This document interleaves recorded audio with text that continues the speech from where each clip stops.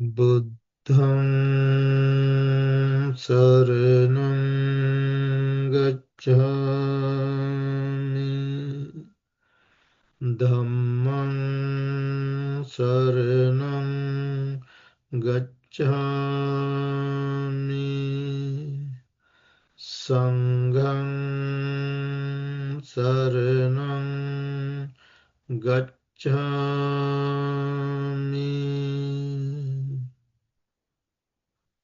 Friends,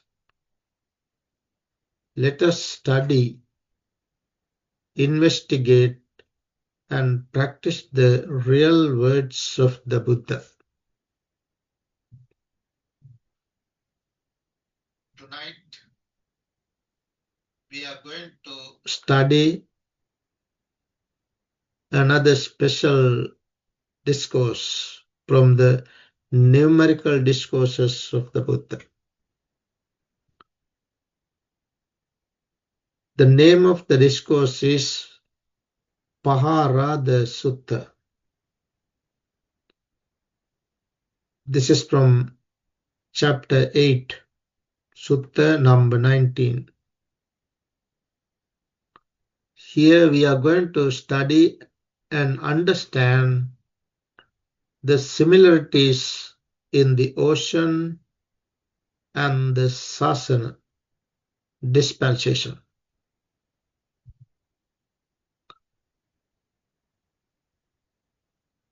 The dispensation of the Buddha, according to his own word, the Buddha's own word, is Dhamma Vinaya, Dhamma and discipline. This dispensation, Buddha's dispensation, is called Dhamma Vinaya, Dhamma and discipline. This is a very interesting discourse. Let's understand, let's come to the discourse and understand little by little. On one occasion, the Blessed One was dwelling at Veranja at the foot of Naleru's neem tree. Neem tree, you know, neem tree. Then Paharada, the ruler of the Asuras, Titans, ruler of the Titans, approached the Blessed One, paid homage to him, and stood to one side. The Blessed One then said to him, Paharada, do the Asuras, Titans, take delight in the great ocean? Buddha asked. Then he said, Bhante, the Asuras do take delight in the great ocean. But Paharada, the Buddha says, but Paharada, how many astounding and amazing qualities do the Asuras see in the great ocean, because of which they take delight in it? The Asuras see 8 astounding and amazing qualities in the great ocean, because of which they take delight in it. Eight astounding and amazing things. What are the 8? This Titans, the ruler of Titans, Paharada says. As he said, there are 8 things because of which the Asuras, Titans, become delight in the ocean. So the first one, he said, the great ocean, Bhante, slants, slopes, and inclines gradually, not dropping off abruptly, gradual process. In the ocean, you see, in the ocean, there is a gradual process, gradually sloping, slanting, not abrupt. That is the first thing. This is the first astounding and amazing quality that the asuras see in the great ocean, because of which they take delight in it. That's the first one. Then he said again, the great ocean is stable and does not overflow its boundaries. The ocean is stable, does not overflow its boundaries. This is the second astounding and amazing quality that the asuras see in the great ocean, Bhante. Now the third one. Again, the great ocean does not associate with corpse.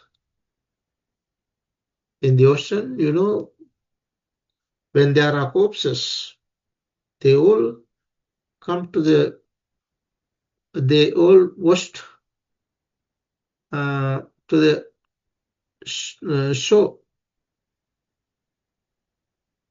He says, the great ocean does not associate with a corpse, but quickly carries it to the coast and washes it ashore. This comes to the shore. Now, this is the third astounding and amazing quality that the asuras see in the great ocean.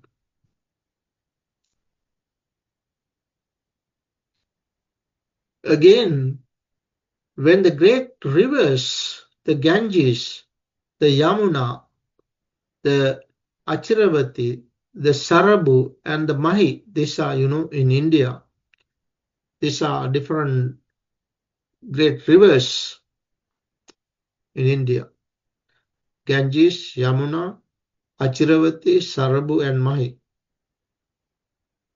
When the great rivers reach the great ocean, they give up their former names and designations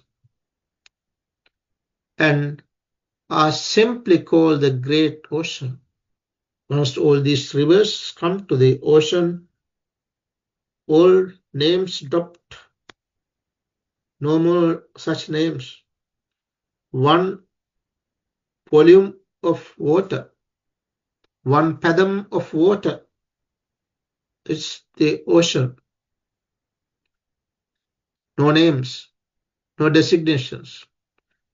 This is the fourth astounding and amazing quality that the asuras see in the great ocean, Bhante, he said.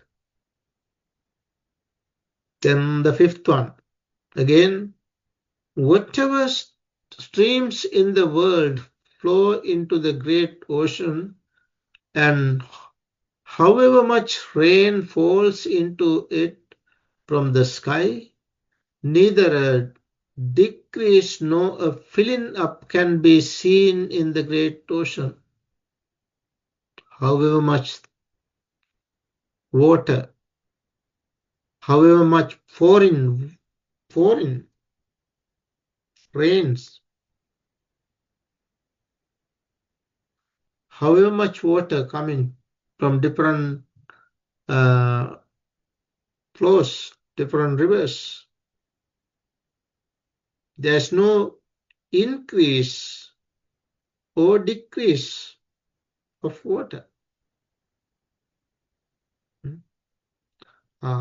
This is the fifth astounding and amazing quality that the asuras see in the great ocean, Bhante, he said. Then the sixth one. Again, the great ocean has but one taste, Bhante, he says. The taste of salt in the ocean.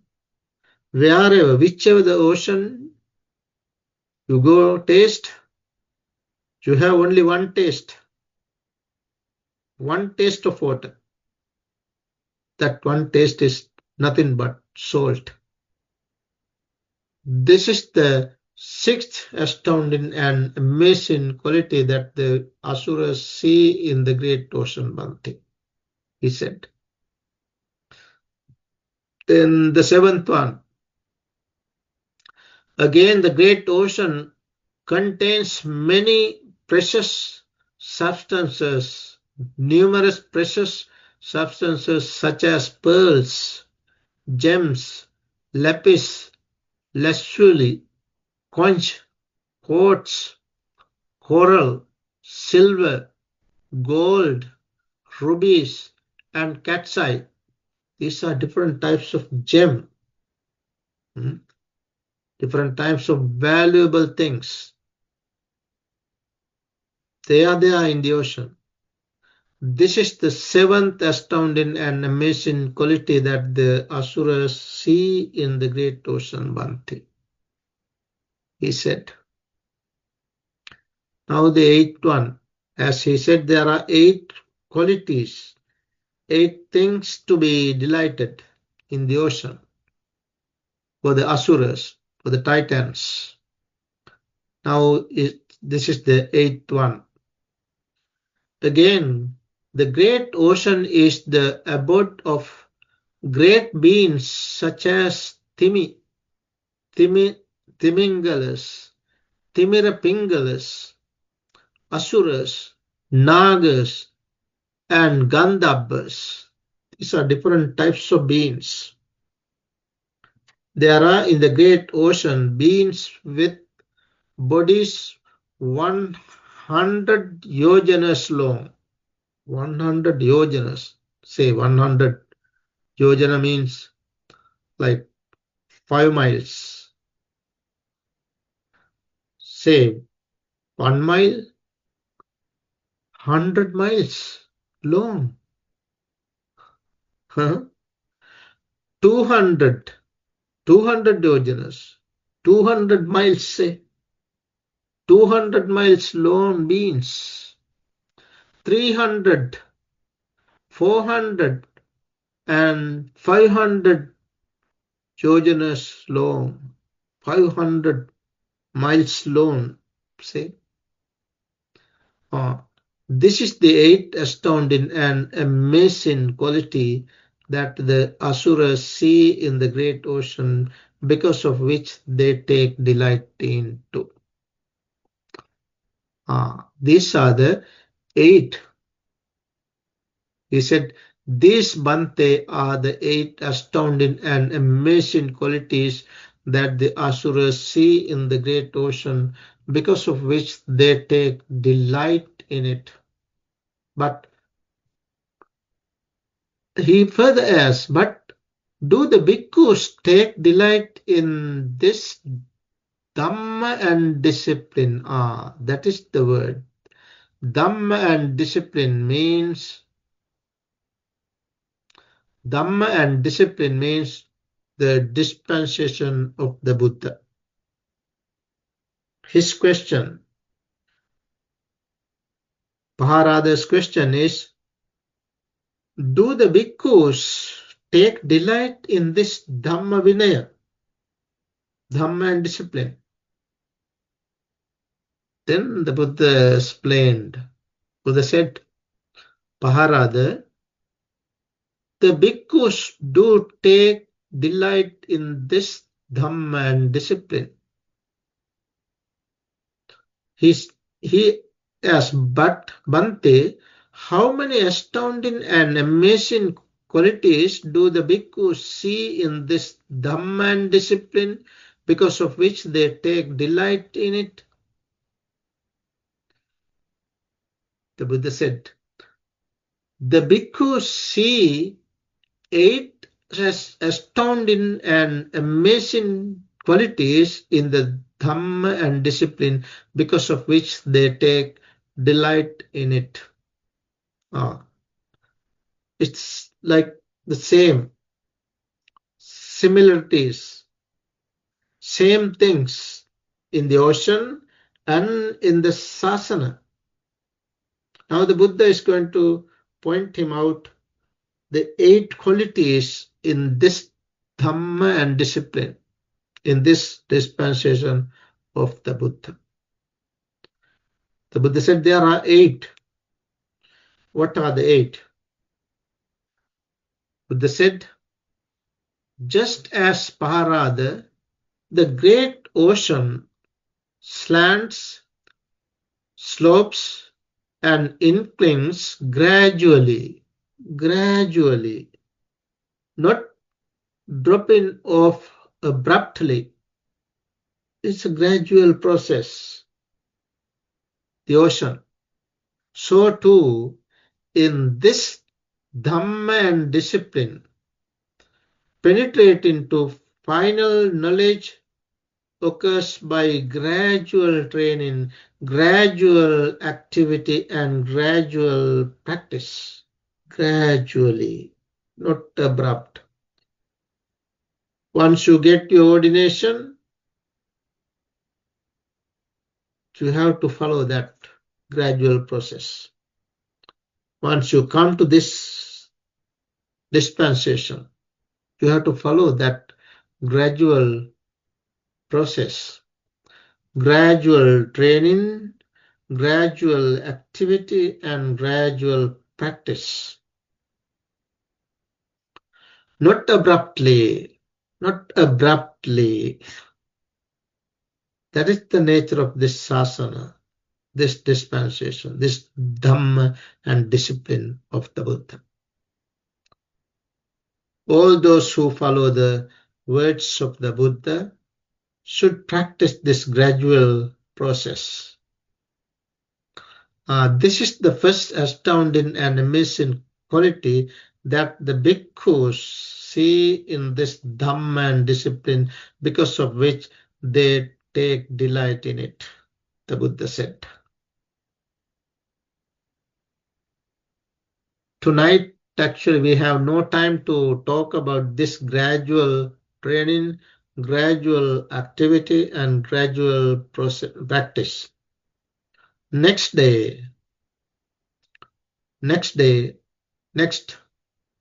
Thursday, we will talk about that.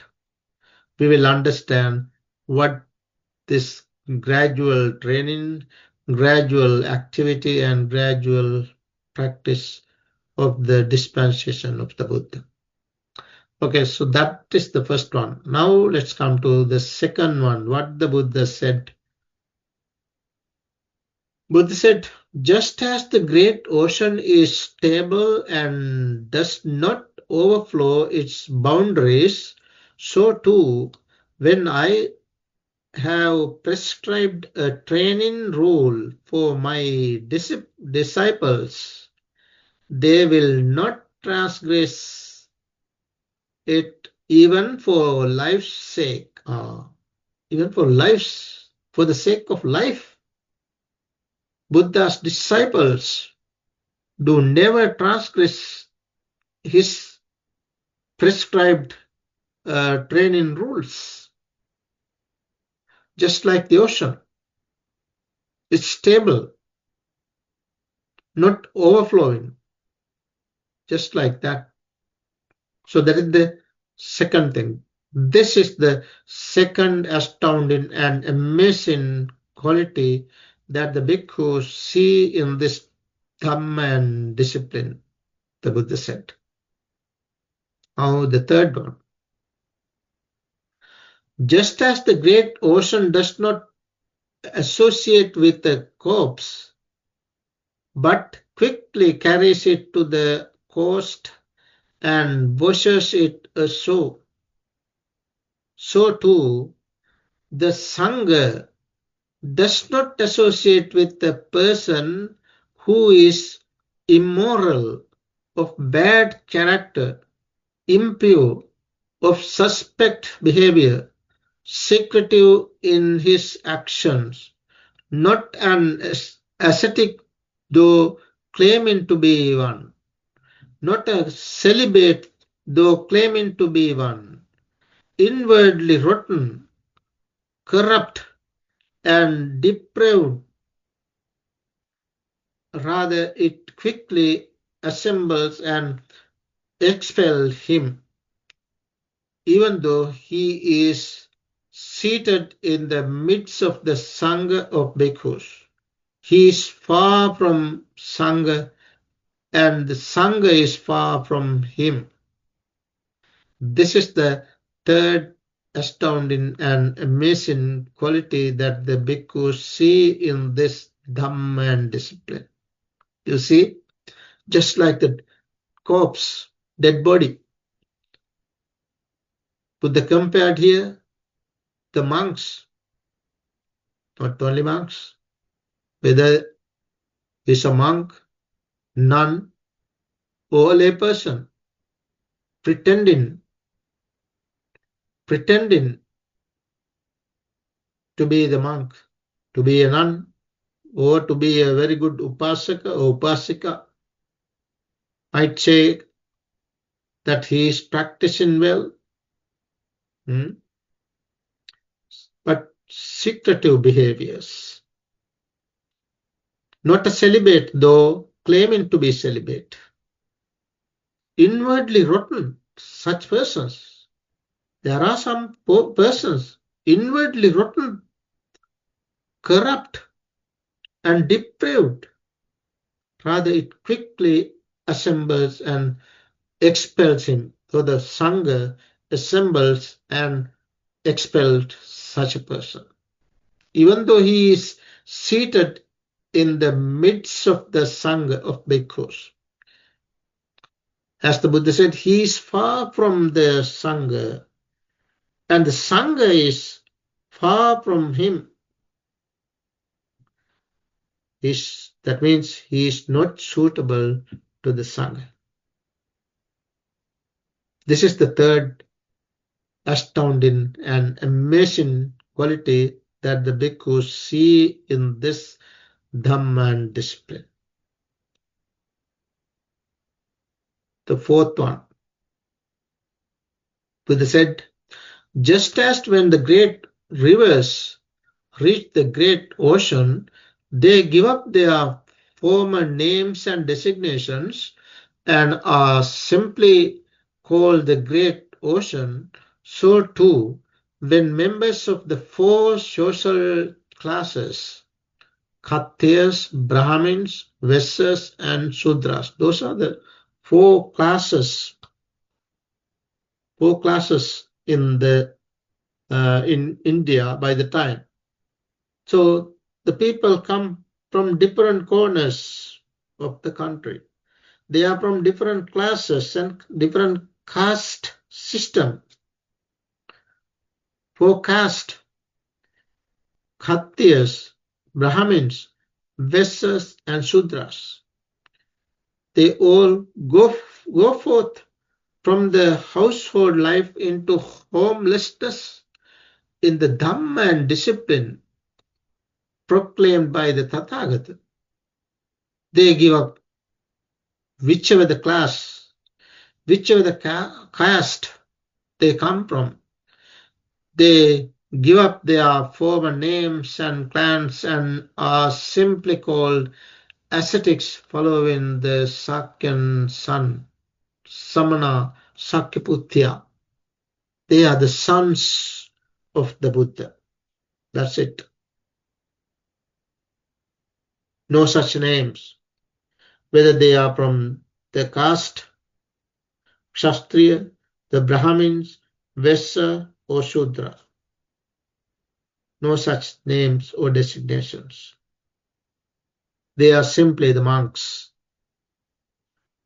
the bhikkhus or bhikkhunis, upasakas or upasikas of the Buddha's dispensation. This is the fourth astounding and amazing quality that the bhikkhus see in this Dhamma and discipline.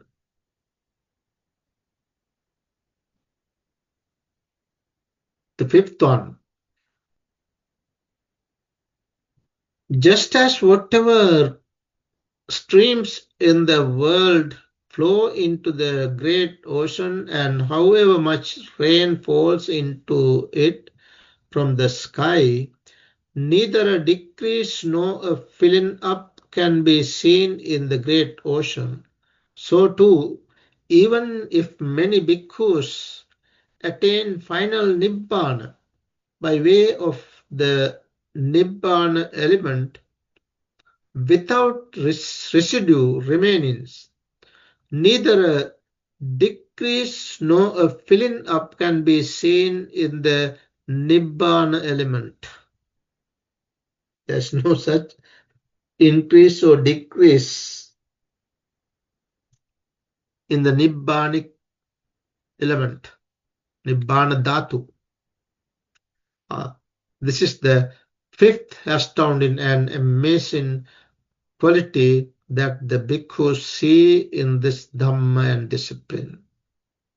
The sixth one, just as the great ocean has but one taste, the Buddha said, the taste of salt in the ocean, one taste, which is the taste of salt. So too, this Dhamma and discipline has but one taste. What is that? The taste of liberation. Vimukti rasa. Vimukti rasa. Taste of liberation. That is the taste. From whichever the discourse you read, practice, from whichever the way that you arrived, you experience only one taste. That is the taste of liberation in this dispensation of the Buddha. So this is the sixth astounding and amazing quality that the bhikkhus see in this Dhamma and discipline. The seventh one. Just as the great ocean contains many precious substances, numerous precious substances such as pearls, cat's eye, so too this Dhamma and discipline contains many precious substances, numerous precious substances. What are those? The four establishments of mindfulness. These are the precious gem in the dispensation of the Buddha. The four establishments of mindfulness, the four right striving, the four bases for psychic potency, the five spiritual faculties, the five powers, the seven factors of enlightenment, and the noble eightfold path. These are the precious jewel in the dispensation of the Buddha. The Buddha said this is the seventh astounding and amazing quality that the bhikkhus see in this Dhamma and discipline. The last one, eighth one. The Buddha said, just as the great ocean is the abode of great beings such as Timis, Timirapingalas, and Gandhabas, and as there are in the great ocean beings with bodies 100 yojanas long, 200, 300, 400, 500 yojanas long, 500 miles, or yojanas. Yojana is equal to 7 miles. 1 yojana is equal to 7 miles though. However, see, at least 500 miles long being. So too, the Buddha says, so too, this Dhamma and discipline is the abode of great beings Who are those beings in this dispensation? They are the stream mentorers. Stream mentorers. They are the great beings. They are not that lone, though. They are the great beings. That is why the Buddha compared them as beings, great beings in this sasana, in this dispensation.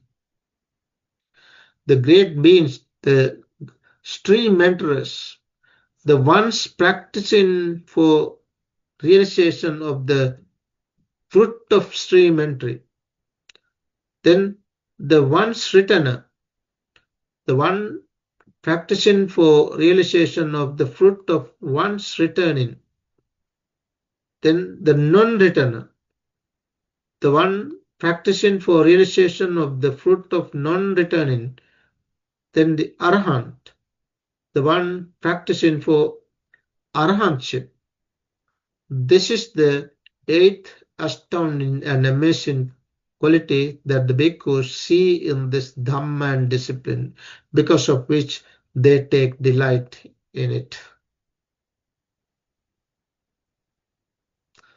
Finally, the Buddha said, these Paharada are the eight astounding and amazing qualities that the bhikkhus see in this Dhamma and discipline, because of which they take delight in it.